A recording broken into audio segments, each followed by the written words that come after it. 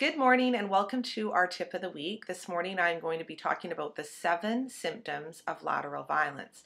The reason I chose to do this piece today was that people are always asking me, what is lateral violence? And I do have a definition, but I thought it would be better to provide actual symptoms. I think it's important to create an understanding around lateral violence, that it is systemic. It's a systemic issue. It's not anybody's fault, and that we've all been in the position of feeling like we're on the receiving end of something that's laterally violent. But we've probably also been on the other side of the fence where someone's looking at us, accusing us of having done it. I think it's so very important that we don't blame each other for this, and that we don't find fault with each other, but that we recognize that it's a systemic problem, and that we can change it, that if we can come together in healthy dialogue, that if we can build healthy relationships with each other, we can begin to change these patterns.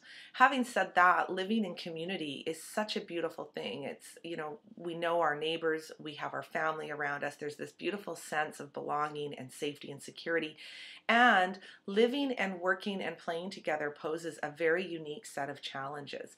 And certainly historically, there have been so many things that have happened to contribute to where we are today. But we are naturally creative and resourceful people, and if we're able to come together to talk about these things in a healthy way, we can find new and creative solutions, so that our future generations don't have to deal with this problem as they're growing up. So I've broken it down into 7 symptoms. The first symptom of lateral violence is a preoccupation with who is doing what to whom. And that just really means that our conversations focus on the stories about what has happened, whose fault it is, and we're looking to place blame on one person or the other, as opposed to being able to step away from that and really ask ourselves, what's the bigger picture? What is trying to happen? If it's not about you being a bad person or me being a bad person, what is trying to happen here, and how can we help that process along? So that's the first thing.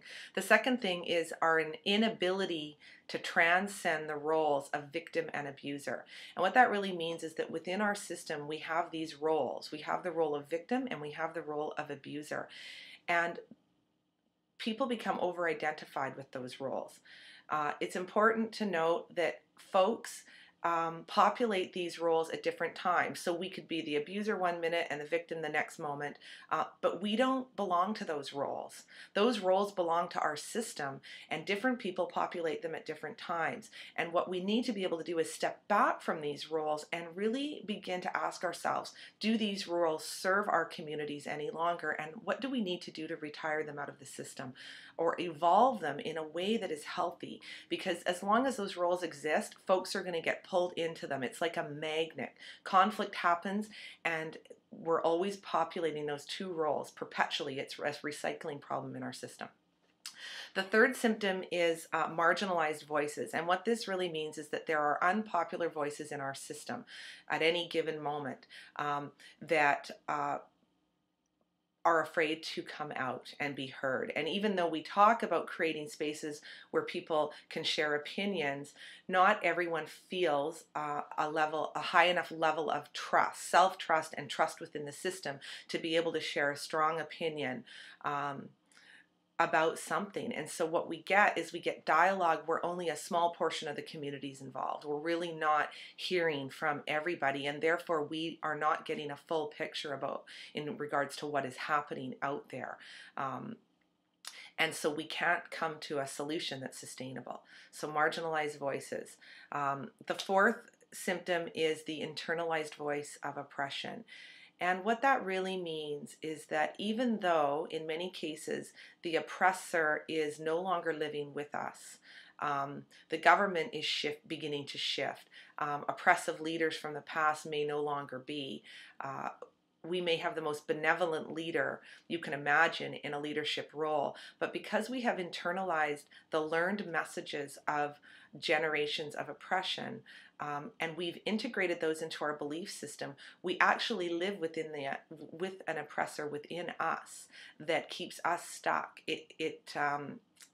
it sends us messages about what we can and cannot do, what we can and cannot say.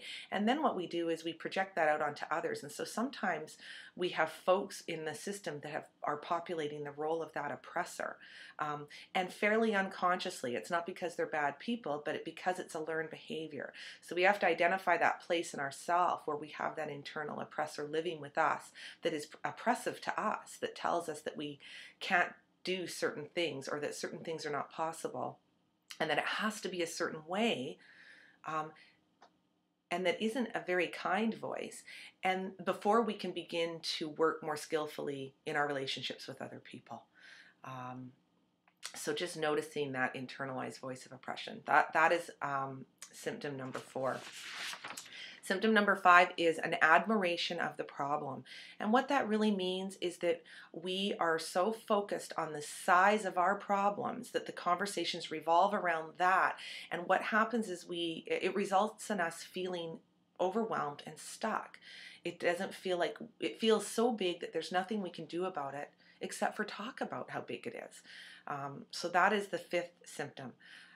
The 6th symptom is high levels of complaining and gossiping. And complaining and gossiping happen when people cannot ask for what they need directly. They either feel they don't have the courage, or there just isn't a capacity to bring concerns or requests forward. And so people will complain to each other about it. And gossiping happens when we don't feel like we can work our problems out directly with each other, and we just go and ventilate to other people about that. And that is a big symptom out there in our communities. And the 7th symptom is something I call revenge behaviors. And revenge happens when we perceive people in positions of power as abusing that power. I want to really highlight that sometimes abuse of power is unconscious. It's not always purpose, and it's not always intentional. It's about perception. It's about how we perceive people in power. So if we perceive folks in power as abusing their power, and abuse of power could just be not being aware of the effect we have on people, and not being aware of the problems of the people that have less power contextually than us.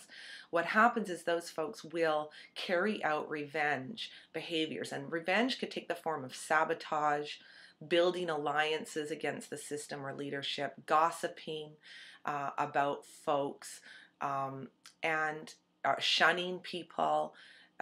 Those are the types of ways that we revenge on each other in our system. So it's so important that people in power really carry their power responsibly and with integrity and with a conscious awareness of what it must be like over there for folks that maybe don't have that kind of power or privilege. So that is the 7th symptom. Next week, I think what I will do is I'm going to send out a list of 7 antidotes to lateral violence, and I hope that this list has got you thinking in a new way about lateral violence, in a new direction. That it's not about changing people or fixing people, but it's about how do we come together to have a more robust, fuller dialogue where there's we value the diversity of worldviews and opinions in our communities, so that we can come together where all voices feel valued, where we feel heard, where we can work out our difficulties together, where we can have conflicts that don't hurt each other, and so we can grow and evolve together for the benefit of our future generations. So have a great week, and we'll talk to you next week. Bye.